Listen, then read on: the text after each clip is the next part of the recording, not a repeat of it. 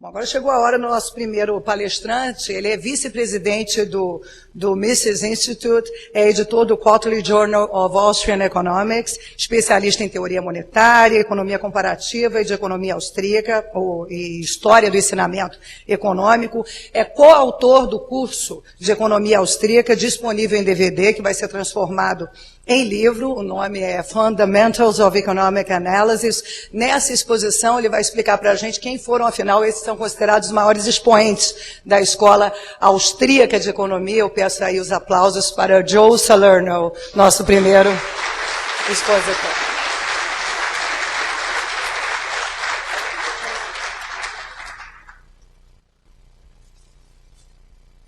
May I move this?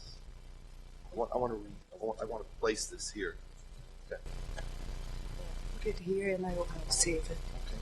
Okay? Yeah, that's fine. Not very. Okay.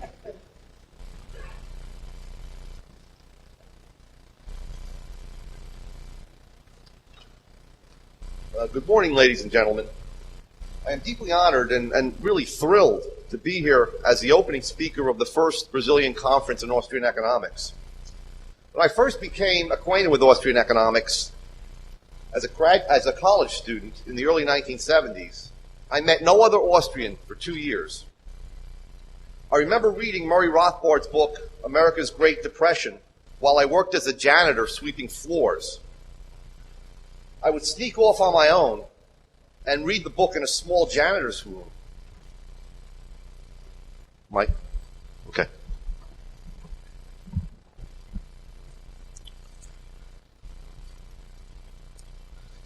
As I was saying before Mark Thornton interrupted me,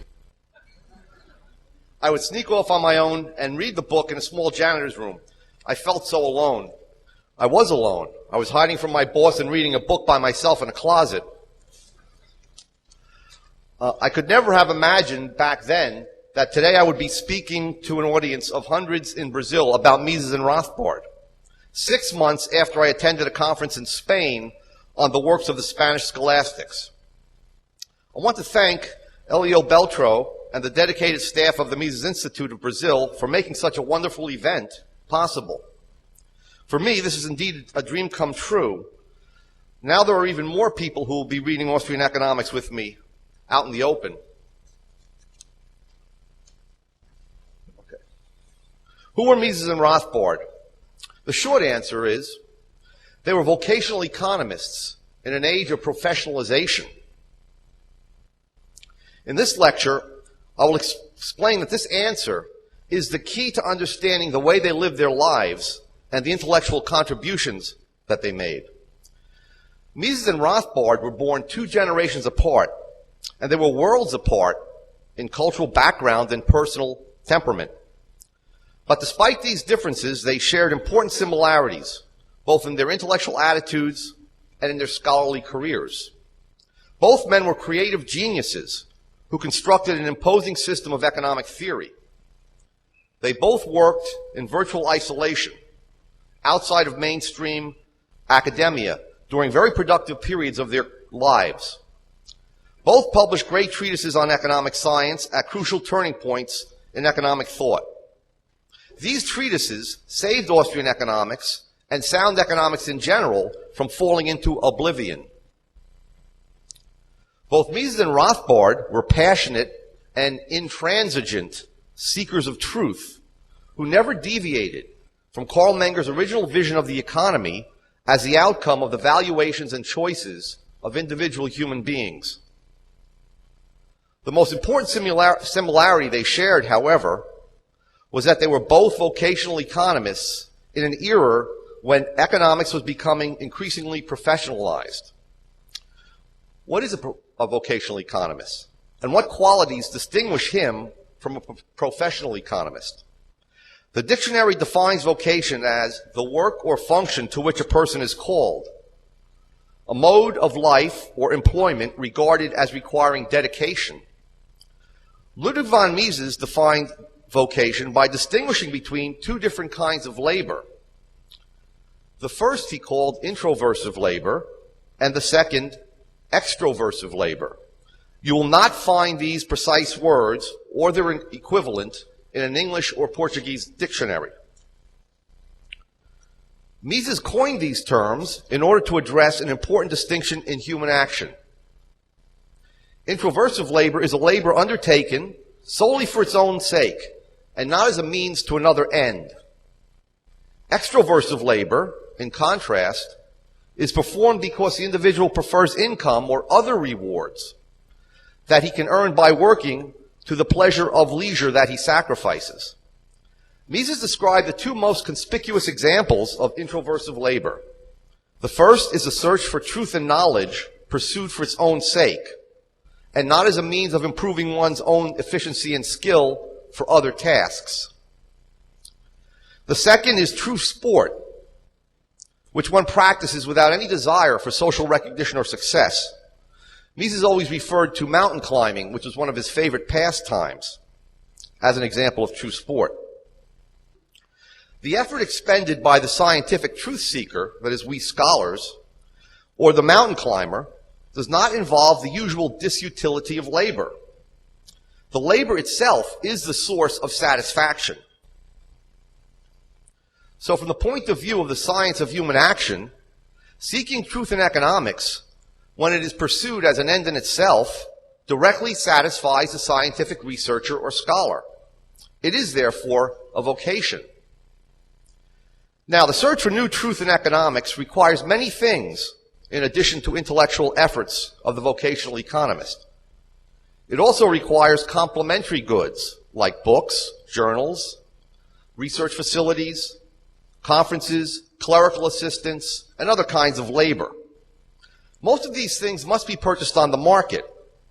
In addition, the vocational economist requires the kinds of consumer goods, various kinds of consumer goods, to sustain his existence and give him the health and the energy to carry on his research. These things, too, must be purchased on the market. The founding members of the Austrian school did not pursue research for monetary gain or because they were seeking professional recognition or as an influence on public policy. According to Mises, when Menger, boehm-bawerk, and Wieser began their scientific careers, and now I'm quoting, they considered it as their vocation to put economic theory on a sound basis, and they dedicated themselves entirely to this cause, unquote. Note the words that Mises used in this statement, vocation and dedicated. These three eminent Austrians, therefore, were not economists by profession, but by vocation. The vocational economist takes a position in the university or works in some other profession, such as banking, journalism, industry, or government. He does so in order to obtain the concrete means necessary to sustain his effort to discover new truths or to teach and apply established truths in his economic research and writing. The professional economist also works in the same jobs, but his ultimate aims are very different. He seeks to accumulate wealth, draw praise from his peers, achieve public fame, or shape political policies. Most likely, he aims at a combination of these ends. Thus, the difference between the vocational economist and the professional economist is not their objective method of earning a living, but the subjective ends that they aim at. But despite the subjective element involved, the two kinds of economists can easily be distinguished from each other because they differ sharply in the views they express towards the truth content and the perceived rewards of economic research. They also have a deep respect for the past and for past contributions of economics because they believe that these contain truth. As vocational economists, both Mises and Rothbard display deep respect for the earlier contributions in the tradition of sound economics.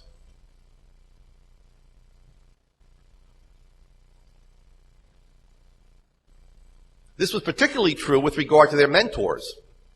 Mises' mentor was the great boehm-bawerk. Mises himself was Rothbard's mentor and the person to whom Rothbard dedicated his treatise, Man, Economy, and State. Not only did Mises and Rothbard recognize the contributions of their predecessors in the development of economic science, they also actively use these contributions in their own work. Mises was one of the leading proponents of the Austrian subjective theory of value. Sure. Okay. Should I get down?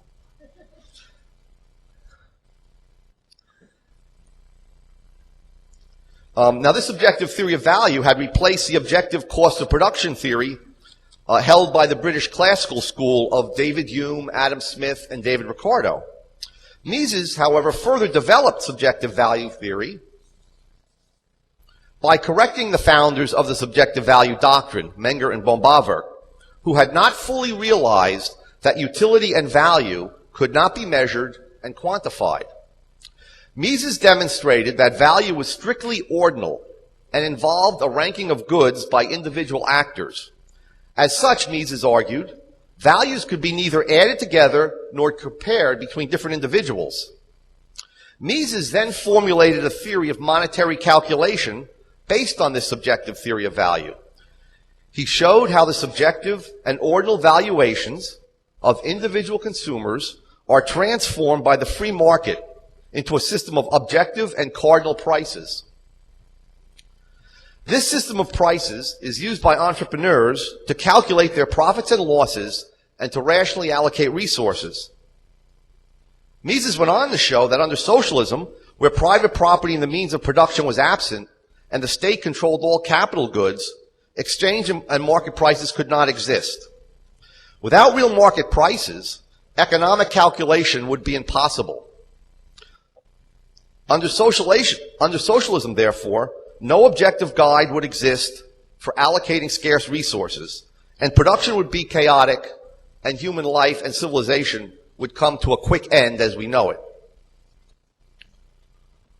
All of this was derived by Mises from the original subjective theory of value. As Mises revealed in his memoirs, notes, and recollections, it was only after he already was a mature economist of nearly 50 years old that he felt competent to criticize his masters, Menger and boehm-bawerk. And when he did criticize them, he was careful to emphasize that the problem lay with inconsistencies between certain statements they made in their expositions and books and the correct fundamental principles of their subjective value doctrine.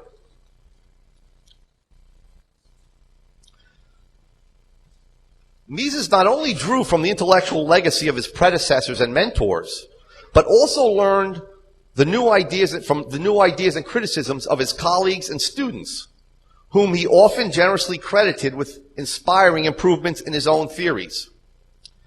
With respect to his path-breaking theory of money and credit, Mises wrote, "I owe a great deal to the stimulation of the works of B.M. Anderson, T.E. Gregory, Dennis Robertson, Albert Hahn, Friedrich Hayek, and Fritz Machlup. They induced me to reconsider my theory and improve its presentation. I learned genuinely from the writings of these men."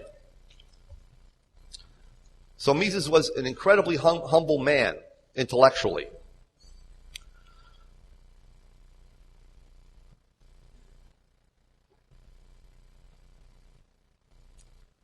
When Rothbard published Man, Economy, and State, Mises reviewed it and enthusiastically endorsed it. He called Rothbard's work an epical contribution to the general science of human action. He then went on to declare, quote, "Henceforth, all essential studies in these branches of knowledge will have to take account of the theories and criticisms expounded by Dr. Rothbard," unquote.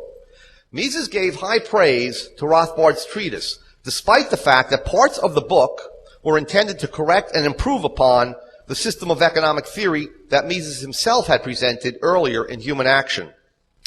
One area in particular where Rothbard explicitly disagreed with Mises was the theory of monopoly. Mises had conceded that the formulation of a monopoly price above the competitive price was theoretically conceivable in an unhampered market, although highly unlikely to occur in practice. Rothbard argued, to the contrary, that the distinction between a monopoly price and a competitive price was conceptually meaningless in a free market economy. Now, Mises was once asked his opinion of Rothbard's disagreement with his theory of monopoly price. By Joaquin Rieg, the Spanish translator of Human Action. This occurred at the Mont Pelerin Society meeting in 1965. Margit von Mises said that her husband had replied, quote, "Whatever Rothbard has written in this work is of the greatest importance," unquote. However, the Spanish economist Jesus Huerta de Soto has reported that when Rieg himself used to recount this incident, he would quote Mises' response as, quote, "I agree with every word Professor Rothbard has written on the subject," unquote.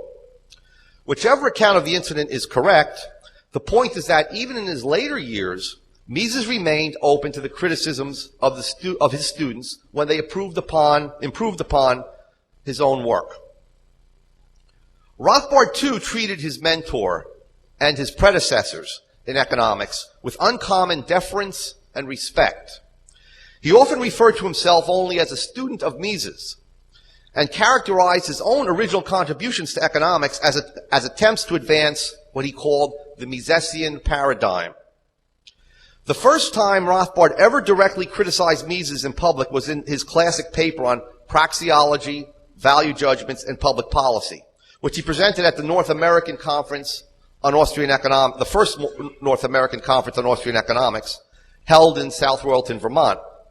The year was 1974, and Rothbard was already nearly 50 years old. He was already a prolific author and one of the most accomplished and recognized Austrian economists in the world besides Hayek. Yet, after his talk ended, I remember him confiding to a few of us in attendance that he was still a little shaky, unsettled, or disturbed from having criticized his mentor publicly for the first time. What Rothbard had done in this paper, correctly in my judgment, was to point out that Mises' utilitarian social philosophy was incapable of supporting value-free judgments about the effects of economic policies on social welfare. Rothbard did not simply dismiss or ridicule Mises' position, but subjected it to the careful scrutiny and analysis that a great scholar's work is entitled to.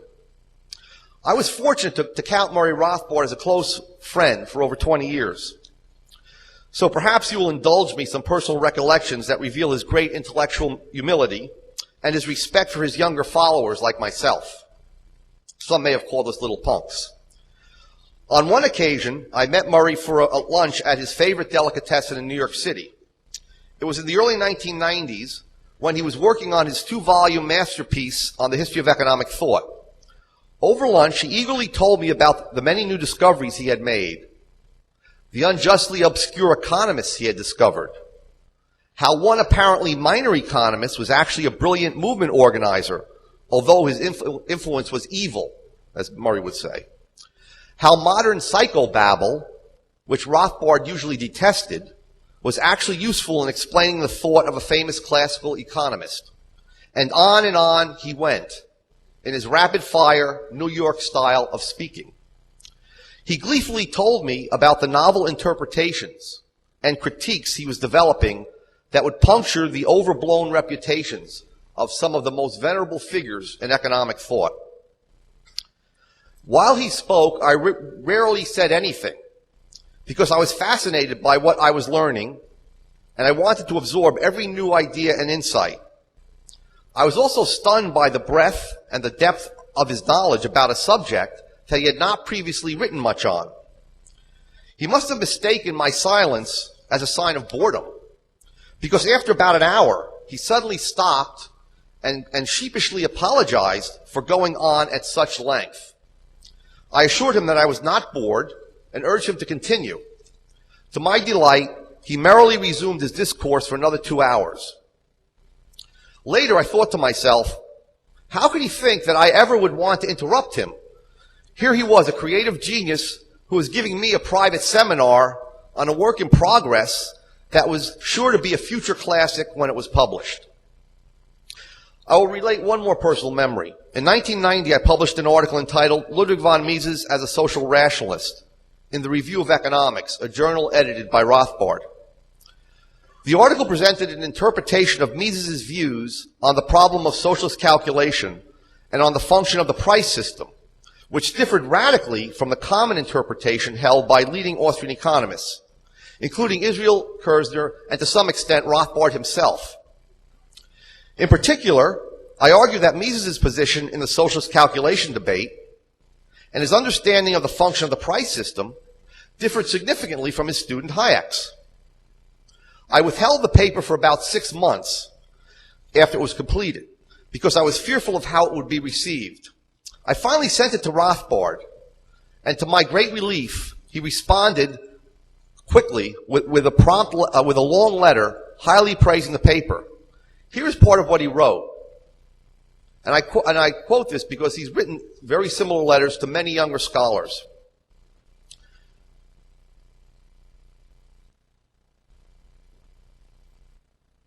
It's a wonderful, superb advance and breakthrough, not only in the history of economic thought, but also in economic theory itself. Reading the article was just a joy. In a sense, this sort of breakthrough experience is something like the joy of an intellectual conversion on reading libertarian stuff or Austrian economics for the first time, where the person develops your own feelings. And so I felt for a long time that Hayek and Hayekianism was on the wrong track, but I have never been able to articulate it. You've done it. Unquote. Rothbard concluded this letter by perfectly summarizing the attitude that a vocational economist takes toward new ideas, even when these ideas come from a younger scholar of much less significance and accomplishment. Wrote Rothbard, I welcome change and advances in Austrian theory, provided they are true, that they work from within the basic Misesian paradigm. Just as I think that I advanced beyond Mises in developing the Misesian paradigm, people like Hans Hoppe and yourself have developed the paradigm still further, and great. Unquote. The point is, I was not alone in receiving such enthusiastic words of encouragement from Rothbard, who was always eager to recognize the author of even a modest contribution to the search for truth. And you did not have to be a card-carrying Austrian to receive such effusive praise from Rothbard. Murray welcomed and published many papers by fellow travelers and non-Austrians who contributed to the advancement of Austrian scholarship. With respect for tradition, the respect for tradition that characterized Mises and Rothbard was motivated by their pursuit of truth. The sciences, and especially the social sciences, do not progress in linear fashion, smoothly discarding erroneous conceptions and theories and replacing them with new truths about reality. The history of economic thought is marked by misleading detours, dead ends, and prolonged periods of retrogression away from the truth. That is why Mises and Rothbard treated the history of thought as a living part of economic science. It was an essential part of their mental equipment in the process of conceiving sound new theories. And let me give you a few examples. Mises formulated his theory of the business cycle by integrating contributions from a diverse group of his predecessors. These included the theory of the international specie flow mechanism originated by Hume and Ricardo, the business cycle theory outlined by the mid-19th century British currency school, the distinction between the natural and loan rates of interest developed by the Swedish economist Wicksell, and finally the capital and interest theory of his own teacher boehm-bawerk. Even Mises' boldest departures from received economic theory and method were stimulated by the thinking of past economists. Take, for example, Mises' argument that economics is a science of human action based on a priori, that is, non-experimental reasoning. Mises credited the work of several generations of scholars in which this view was more or less developed. He mentioned by name many completely different thinkers. The classical economists, Nassau Sr., Cairns, and John Stuart Mill, the British banker and essayist, Walter Bagehot, the Austrian economist, Menger, and Friedrich von Wieser, the sociologist, Max Weber, and Mises' own contemporary, Lionel Robbins, of the London School of Economics. We also have the example of the step-by-step method that Mises applied to analyzing the effects of increases in the supply of money on prices and incomes. This analysis led Mises to the radical conclusion that Irving Fisher and other contemporary supporters of the neoclassical quantity theory were incorrect in claiming that a change in the supply of money, all other things equal, leads to a direct and proportional change of the price level. Using his step-by-step method, Mises demonstrated beyond doubt that a change in the money supply causes prices of different goods to change at different times and unevenly, and therefore causes redistributions of income and wealth, and then changes in the pattern of the demands for various goods and services. Thus, a change in the money supply could not possibly cause all prices to change at the same time in the same proportion.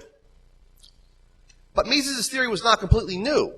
He credited the classical economist J.E. Cairnes for having outlined in 1873 the step-by-step process by which the discovery of new gold mines in Australia brought about permanent redistributions of income and changes in relative prices internationally. This occurred as the new gold flowed through international balances of payments of first one country and then the next, and affected the money supply of these countries at different times and in different order. And long before Cairnes wrote, Richard Cantillon used the same method to analyze the effects of changes in the money supply in a treatise that he published in 1755, and a treatise which Mises was familiar with. Many of Rothbard's advances in economic theory were also founded on past contributions in the literature. Possibly the most important contribution of Man, Economy, and State is the comprehensive theory of production that covers 5 chapters and 300 pages. While writing this treatise, Rothbard had discovered that he had to reconstruct Austrian production theory. In a progress report on his treatise that he wrote to the people that were funding him, he wrote the following: Mises has very little detail on production theory, unquote. Rothbard developed his theory by integrating the structure of production analysis developed by Wicksell and Hayek with the pure time preference theory of Mises and Frank Fetter.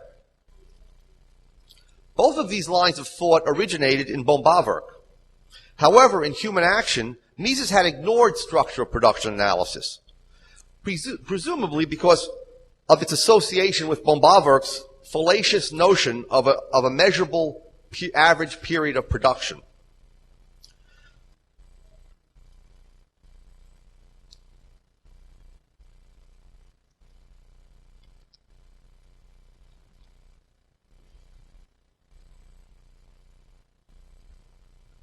Rothbard searched the contemporary literature for new ideas and insights as carefully as he had scrutinized the writings of his predecessors.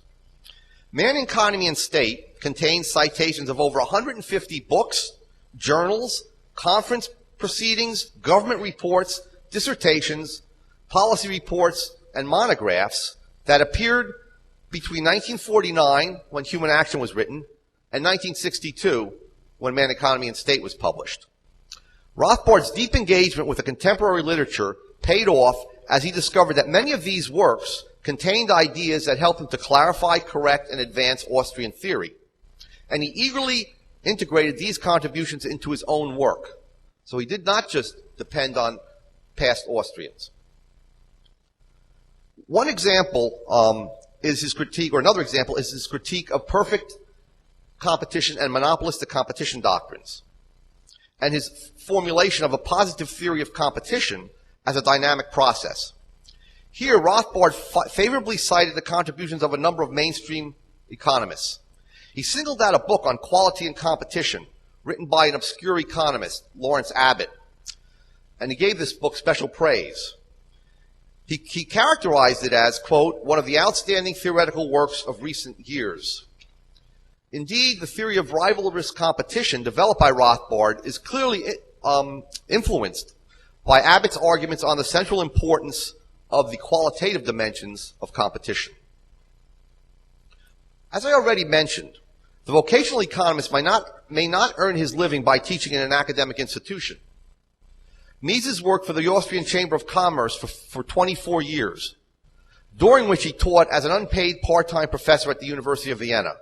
He did not obtain a regular, full-time university position until he was over 50 years old. and had already established his reputation as one of the most eminent economists in Europe. Rothbard was being supported by foundation grants during the entire time that he was writing two of his most important works, Man, Economy, and State, and America's Great Depression. He did not receive an academic appointment until he was 40 years old, and it was at a technical school of engineering that offered no undergraduate degree or graduate program in economics. Now, the modern professional economist typically occupies a position in a large research-oriented university. Vocational economists in the modern world may also, but seldom do, obtain such positions. They tend to work in smaller liberal arts colleges and in professional schools that emphasize teaching, or they hold jobs outside of academia.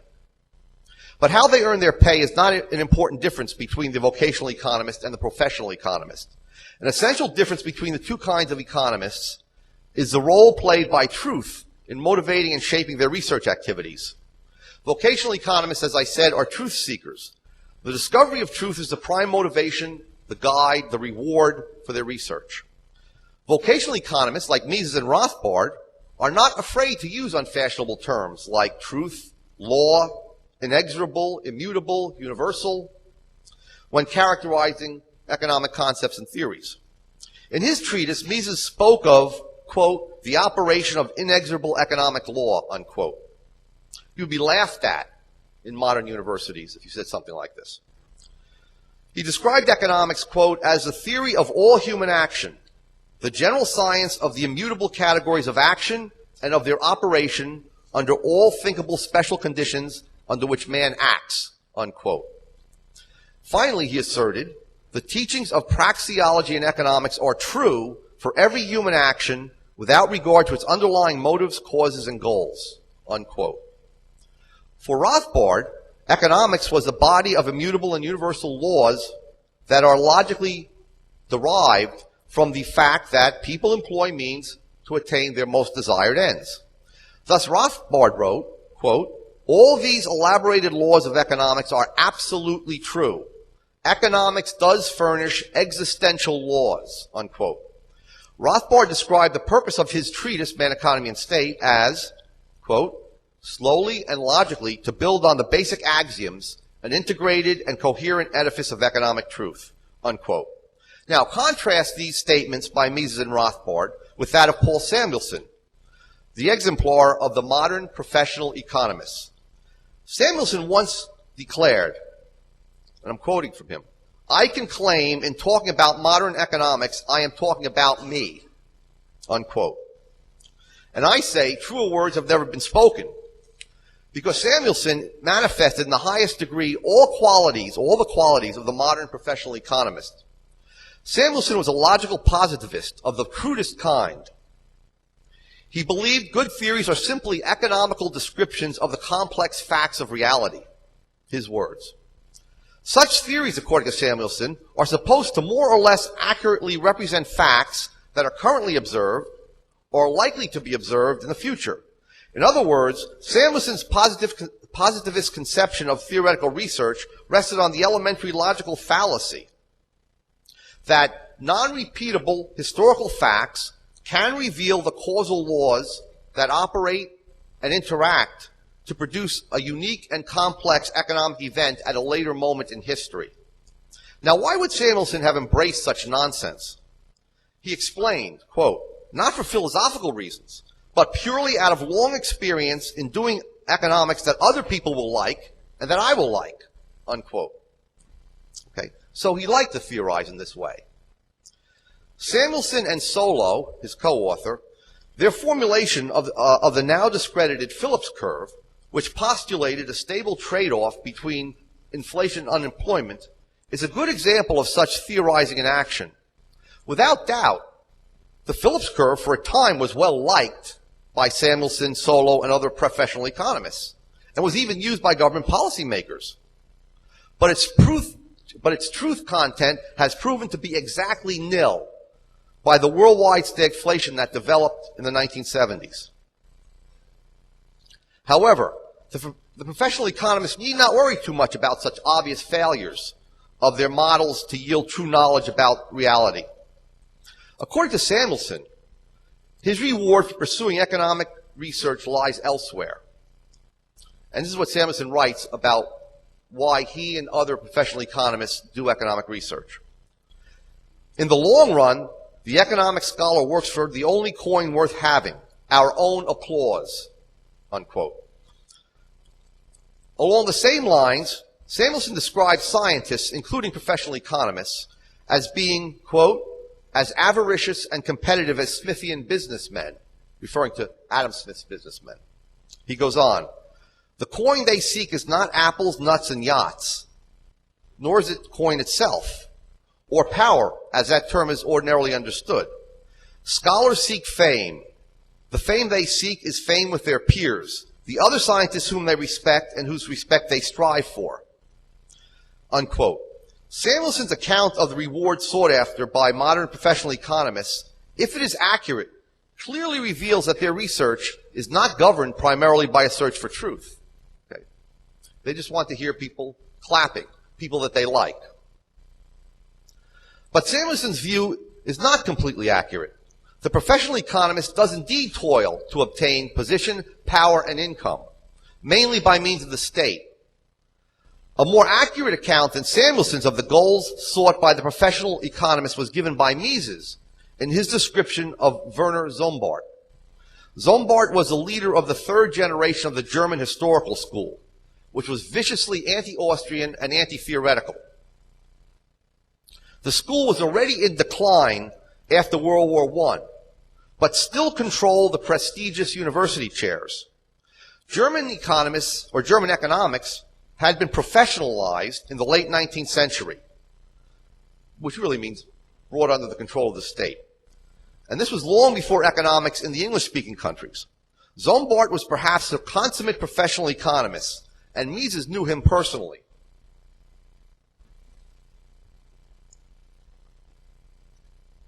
The personality that emerges in Mises' entertaining portrayal of Sombart is the very antithesis of the vocational economist. Now I'm going to quote Mises at a little bit of length about Sombart. Werner Sombart was the great master of his set. He was known as a pioneer in economic history, economic theory, and sociology. And he enjoyed reputation as an independent man because he had once aroused the ire of Kaiser Wilhelm. Professor Sombart really deserved the recognition of his colleagues because to the greatest degree, he really combined in his person all their shortcomings. He never knew any ambition other than to draw attention to himself and to make money. He was always seeking public applause. He wrote paradoxes because he could then count on success. He was highly gifted, but at no time did he endeavor to work and think seriously. Of the occupational disease of German professors, delusions of grandeur, Hans Hoppe isn't here, is he? Sombart had acquired a huge share. When it was fashionable to be a Marxian, he professed Marxism. When Hitler came to power, he wrote that the Führer receives his orders from God, unquote. So that's Mises' description of the professional economist.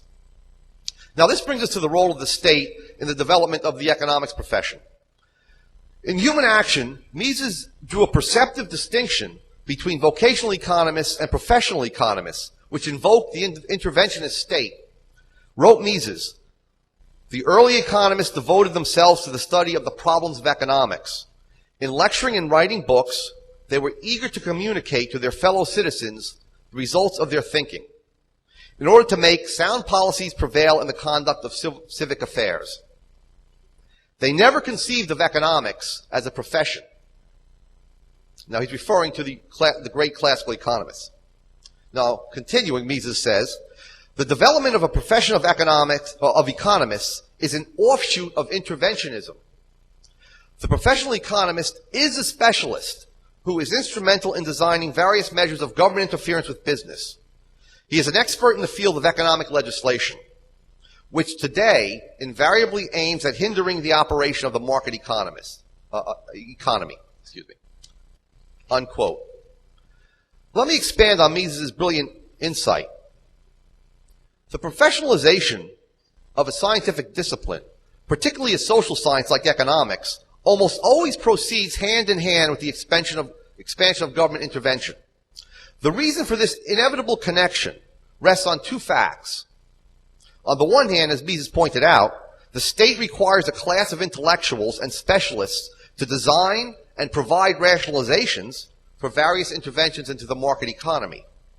On the other hand, those intellectuals who seek a regular income are always ready to serve the state's needs, because the ability of an intellectual to earn his living on the free market by researching and writing is always uncertain, at best.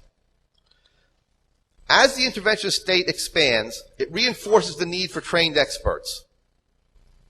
The university system obliges by initiating and expanding graduate programs that will provide such personnel. In exchange, the universities receive increased government subsidies. The lucrative positions in these programs are naturally given to those economists who are most eager to professionalize, because they are the ones who are most active and outspoken in their support of government intervention.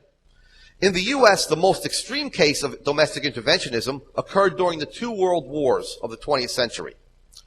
It was therefore no surprise that the movement to professionalize American economics, which began in the 1880s, experienced great progress during these war crises. For when the state goes to war, it needs professional experts to plan and direct the massive mobilization of the resources it requires. This translates into high-paying and prestigious positions for economic experts and specialists in the bureaus and advisory boards of the government planning apparatus that centrally directs the war economy.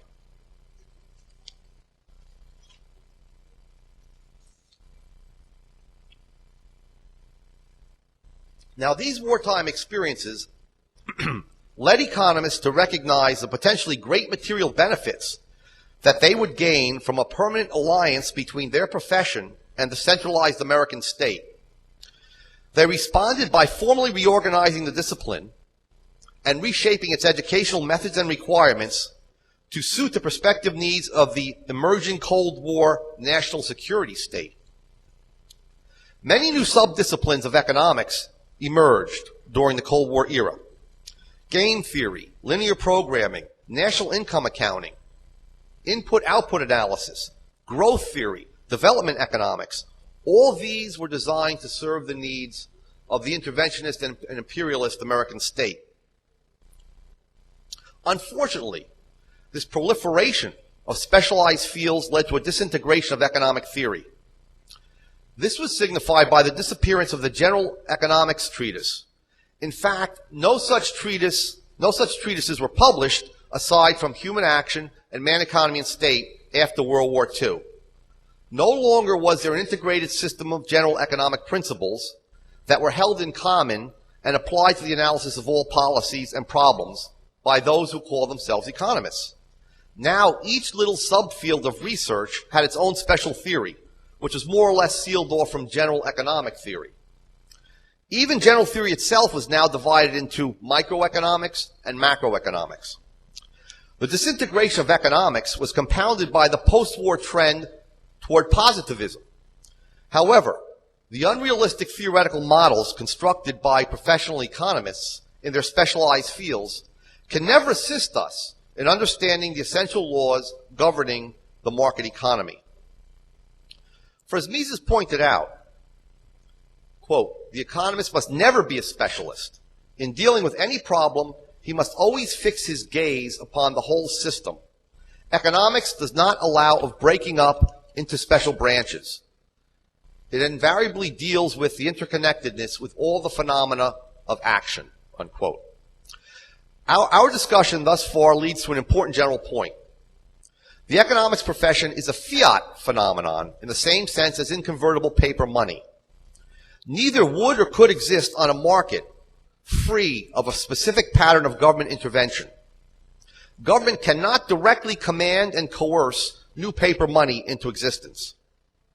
Government must first impose a series of interventionist measures, such as legal tender laws, bank holidays that allow banks to not convert their promissory notes and deposits into gold. Also, a refusal to pay gold clauses in private contracts or to enforce gold clauses. the banning of private property and gold, and so on. All of these interventions were necessary before a fiat paper money could arise. Now, the same is true of the emergence of the economics profession.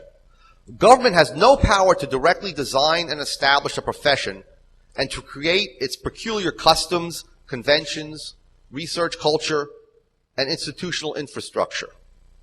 Nonetheless, a natural vocation like economics can be transformed into a profession as a result of the distortion of market processes caused by wars, political subsidy and control of higher education, and the establishment of centralized bureaus and agencies to institute and oversee economic interference and intervention. The medical profession, for example, is a natural profession that would exist on a free market because it has a natural clientele willing to pay for its services. The economics profession, along with most other social sciences professions, is a fiat profession that has no market clientele. It would only exist as a truth-seeking vocation in the absence of particular historical pattern of government intervention.